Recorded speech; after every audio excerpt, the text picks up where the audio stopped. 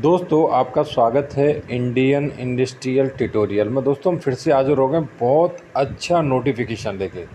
दोस्तों यहाँ पे जो वैकेंसी है डिप्लोमा आईटीआई और दोस्तों आपको यहाँ पे ग्रेजुएशन पोस्ट ग्रेजुएशन के लिए वैकेंसीज हैं। फ्रेशर के लिए यहाँ पे फाइनली बहुत अच्छा मौका है और आपको ओएनजीसी में काम करने के लिए मौका मिलेगा। और ऐसा नहीं है कि यहाँ पे एक लोकेशन के लिए वैकेंसी है, बहुत सारी लोकेशंस के लिए वैकेंसी है। मतलब अलग अलग सिटी अलग अलग स्टेट के लिए वैकेंसी है। तो दोस्तों स्टार्ट करते हैं। तो फर्स्ट मैं बात करूं तो यहाँ पे दोस्तों आपको देखने को मिलेगा कि उत्तराखंड के लिए वैकेंसी है, जहाँ पे आपको देखने को मिलेगा दोस्तों जूनियर इंजीनियर असिस्टेंट सिविल के लिए वैकेंसी है, इलेक्ट्रिकल के लिए वैकेंसी है और जियो फिजिक्स के लिए वैकेंसी है, जियोलॉजी के लिए वैकेंसी है।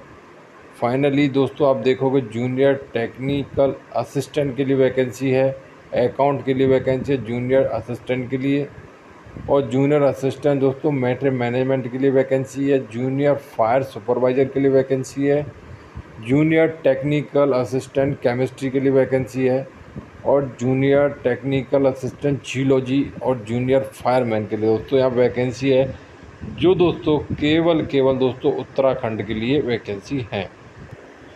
नेक्स्ट बात करूँ दोस्तों तो यहाँ पर दिल्ली लोकेशन के लिए वैकेंसी है, जो जूनियर आप देख रहे होगे JDA के लिए वैकेंसी है।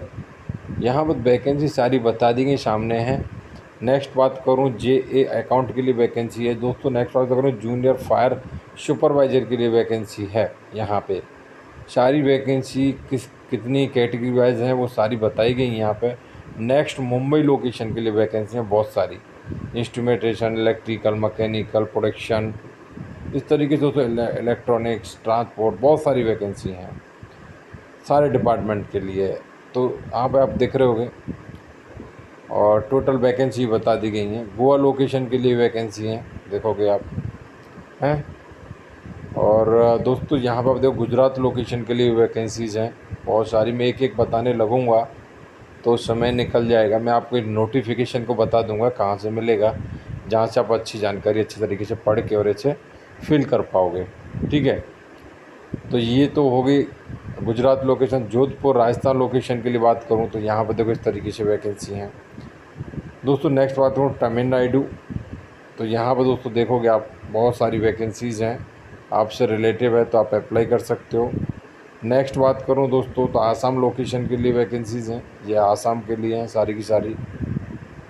और दोस्तों नेक्स्ट बात करूँ मैं यहाँ पे तो दोस्तों त्रिपुरा के लिए वैकेंसी है, जो आप सामने देख रहे होगे दोस्तों। ठीक है, फाइनली आप देखोगे तो वेस्ट बंगाल के लिए वैकेंसी है। और इसके बाद दोस्तों आपको देखने को मिलेगा कि बोकारो झारखंड के लिए वैकेंसी है। और दोस्तों अभी वैकेंसी हैं, जैसा कि मैं आपको लेके चलता हूँ तो दोस्तों उनकी क्राइटेरिया की तरफ, जैसा कि दोस्तों आप देख रहे हो जूनियर टेक्नीशियन अलग अलग ब्रांचेस के लिए वैकेंसीज है। तो इसमें क्या है कि 10th और जो भी आपने जैसे 10th कर रखा है plus science and trade certificate, वो ट्रेड सर्टिफिकेट रिलेटिव ब्रांच से होना चाहिए। जैसे फिटर है तो फिटर, वेल्डिंग है तो वेल्डिंग से रिलेटिव ऐसे रहना चाहिए। तो यहाँ पे इस तरीके से बहुत सारी वैकेंसीज़ हैं तो उससे रिलेटिव होना चाहिए। ठीक है, तो जूनियर के लिए आपको समझ में आ गया होगा। नेक्स्ट बात करूँ दोस्तों यहाँ पे जैसे जूनियर असिस्टेंट ऑपरेटर के लिए वैकेंसी है, हैवी इक्विपमेंट। तो यहाँ पे भी बताया गया हाई स्कूल और class 10th equivalent board examination with driving licence for heavy vehicle 3 year experience.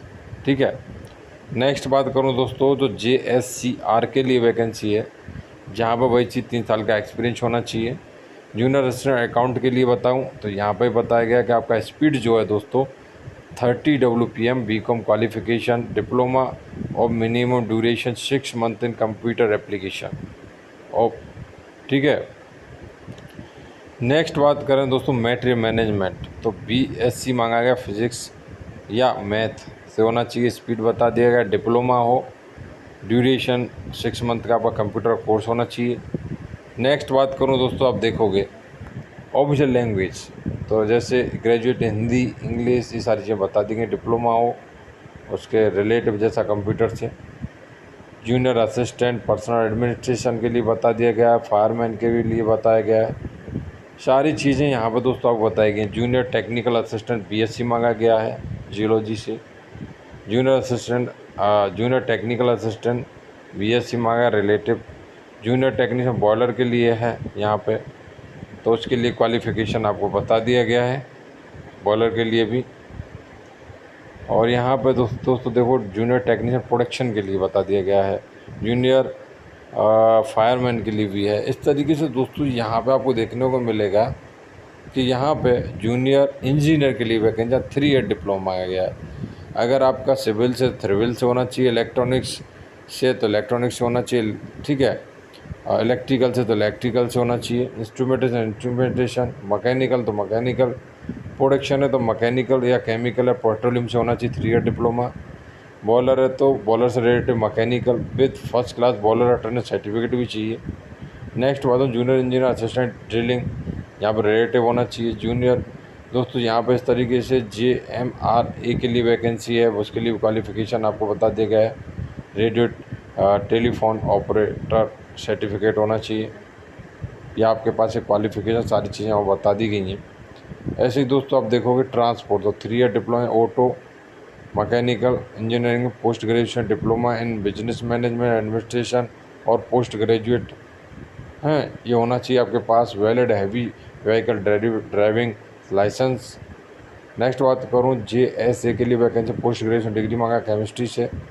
Next बात करूँ तो जियोलॉजी के तो जियोलॉजी से मांगा है पोस्ट ग्रेजुएशन हैं। ऐसे दोस्तों अलग अलग जो भी ब्रांचेस है उससे मांगा है। JE प्रोडक्शन के लिए बात करूँ ड्रिलिंग के लिए, तो यहाँ पर मैकेनिकल पेट्रोलियम इंजीनियरिंग मांगा गया है।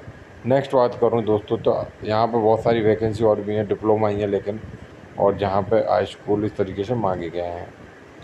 बाकी का दोस्तों यहाँ पर सारा क्राइटेरिया आपको बताया गया, बहुत सारे आपके जो हैं इंस्ट्रक्शंस बताई गई हैं। फिजिकली फिटनेस होना चाहिए, किसके लिए होना चाहिए वो चीज़ यहाँ बताया गया। जूनियर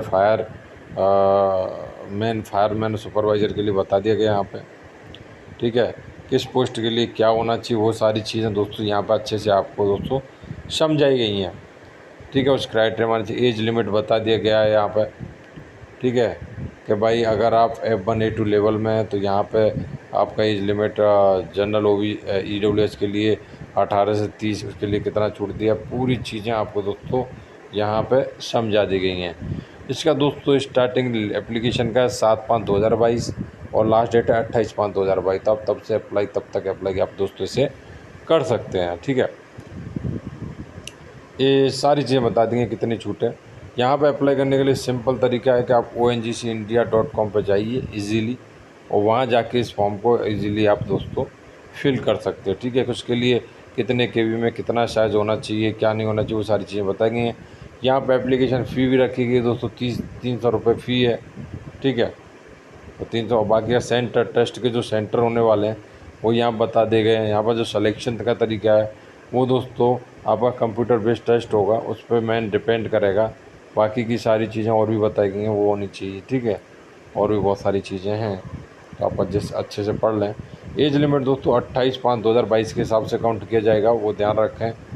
बाकी की सारी चीज़ें आपका जो क्या क्या होने वाला है, क्राइटेरिया सब कुछ यहाँ पर बता दिया, किसका कितना % जुड़ेगा, वो चीज़ मेन चीज़ आपका डिपेंड करेगा कंप्यूटर बेस्ड टेस्ट पे। बाकी परफॉर्मेंस के लिए आपको 10 नंबर मिलेंगे 100, इस तरीके से दोस्तों आपको मार्क्स मिलने वाले हैं। तो आपको फोकस किस पे करना है, आपको टेस्ट पे फोकस करना है। आपका टेस्ट अच्छा होगा तो सिलेक्शन होने के चांसेस दोस्तों आपको हो जाएंगे। तो दोस्तों बाकी का मैं चलता हूँ इसकी ऑफिशियल वेबसाइट पे, जहाँ से आपको इजीली नोटिफिकेशन मिल सके। तो दोस्तों बहुत सिंपल है, आप गूगल पर सर्च करना है दोस्तों आपको ONGC इंडिया रिक्रूटमेंट 2022 जैसे सर्च करोगे दोस्तों आपके सामने ये इस तरीके का आ जाएगा। आपको इसे प्रेस कर देना है। मैंने आपके सामने दोस्तों इसे प्रेस कर दिया है, ठीक है। तो दोस्तों कुछ इस तरीके का ओपन हुआ है। तो आपको यहाँ पर दोस्तों आपको देखेगा 2022, तो रिक्रूटमेंट आपको 2022 का देखना है, तो आपको प्रेस कर देना है। जैसे दोस्तों आप प्रेस करोगे तो आपको ऊपर ही नोटिफिकेशन देखने को मिल जाएगा, जो मैं ऑलरेडी आपको बता रहा था। तो मेरे को इस पर प्रेस कर देना है। जैसे दोस्तों मैं प्रेस करूँगा तो नेक्स्ट स्टेप ओपन हो जाएगा। यहाँ से मैं इस नोटिफिकेशन को इंग्लिश, हिंदी में पढ़ सकता हूँ। ठीक है, तो यहाँ से इस तरीके से दोस्तों मैं यहाँ पे नोटिफिकेशन फिल वो कर सकता हूँ और रीड कर सकता हूँ। बाकी दोस्तों आपको ये फिल करना है तो आप यहाँ पे ये जो थर्ड रो है आपको यहाँ पे इसे प्रेस कर देना है। मैं आपके सामने प्रेस करके दिखा देता हूँ। मैंने प्रेस किया तो कुछ इस तरीके का, ये सारी इंस्ट्रक्शंस आपको अच्छे से पढ़नी है। ठीक है, बाद में आपको सारे के सारे कोई भी गलती नहीं करनी है। ठीक है, सारी इंस्ट्रक्शन पढ़ने के बाद आपको यहाँ पर राइट करना है। कहाँ पे? यहाँ पे राइट करने के बाद आपको नेक्स्ट, जैसे दोस्तों नेक्स्ट करोगे तो ये एक विंडो आपके सामने नई ओपन हो जाएगी।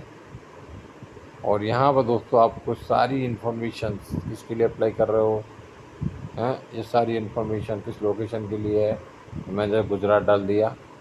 और ये सारी चीज़ें आपको डिटेल यहाँ पर इस तरीके से दोस्तों भर देनी है।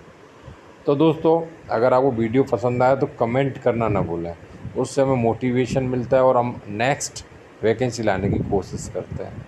तो कमेंट करके ज़रूर बताएं, लाइक करना ना भूलें, उससे भी हमें मोटिवेशन मिलता है। जय हिंद, जय भारत, बहुत जल्द मिलते हैं।